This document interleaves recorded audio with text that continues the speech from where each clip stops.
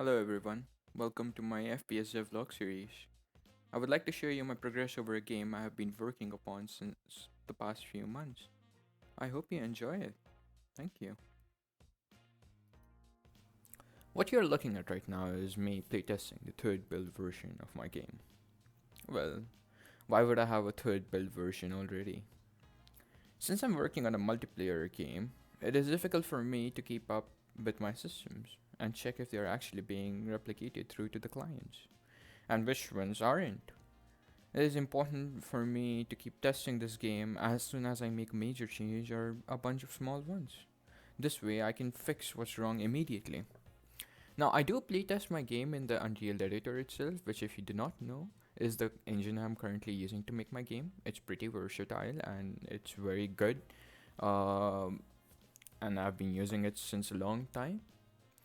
But this still doesn't really show off what other bugs one could randomly encounter or how the changes I've implemented really affect the gameplay.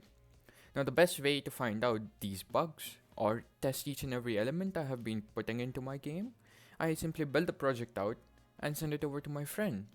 Now, my friend and me play it to actually test what kind of bugs I can encounter whilst I'm playing it, or if the elements I've been adding in my game actually make sense or not. Now, let's actually look at the progress I've achieved over the past 3 build versions of my game. My first part was me implementing weapons, shooting effects, and the very multiplayer concept itself. This took me quite a long time since it was my first time working on something multiplayer. Now, this version of my game has a menu which you can use to connect to the servers or just host one yourself. It uses the same API which helps me let any person log into the game using their own Steam account.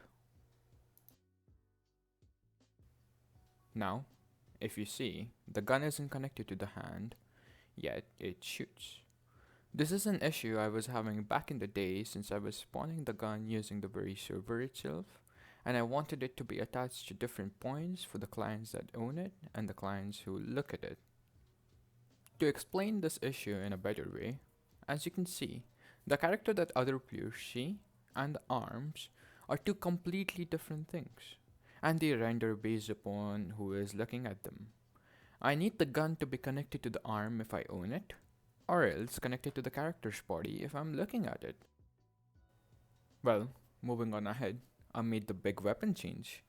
Least to say I was using a free FPS pack from the marketplace and it wasn't really as appealing and didn't have the weapons I wanted, or just only a few weapons.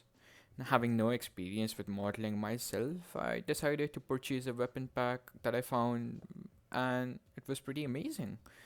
Um, and it was really just something I wanted. So here's me using the creator's trailer to show you guys what weapons I'm currently using for my game.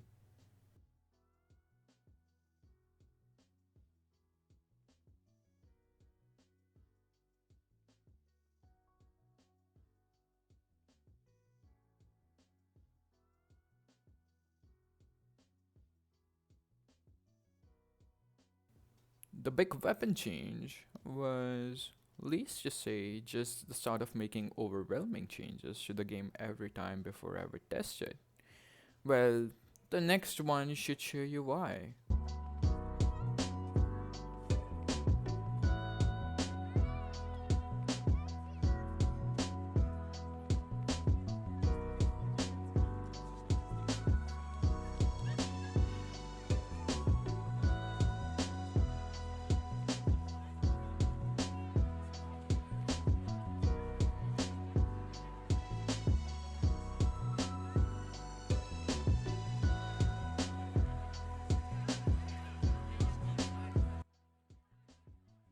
Now, although the map still looks empty, which I still have to work upon, the map change was huge since I then not only made a map which seemed to be good for multiple instances, such as it wouldn't matter if you were playing as a 10 in a 10 versus 10 match or a 3 versus 3, the map would still have the same gameplay element, or the amount of fun wouldn't be affected as much. How did I achieve this, you ask? Well, I simply made a small yet overwhelming map. Now, that doesn't sound like a good idea, does it? The map is pretty small for something that should hold 5 assault points, and the design for the teams to attack or defend really eases up completion of each match. Well, the map is still pretty shit. Going on ahead, the map was not the only huge change I made. I made quite a lot of changes to the way gun feels as well. Before using and shooting the gun would feel like.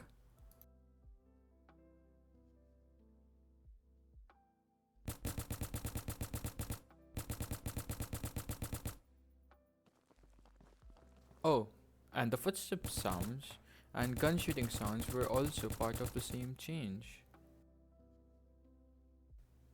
After adding elements such as weapon sway, camera lag, camera shake, and making firing animations for my weapons, it all came together like.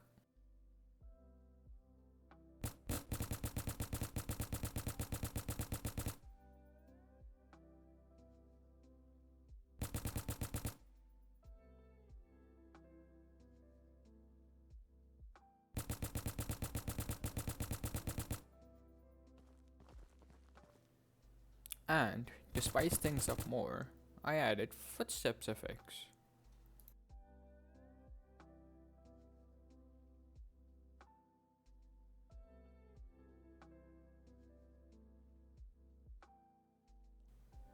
Well, lastly, I added pistols. And I wanted each kill to feel a lot more satisfying. So I added hitmarker sounds in UI as well.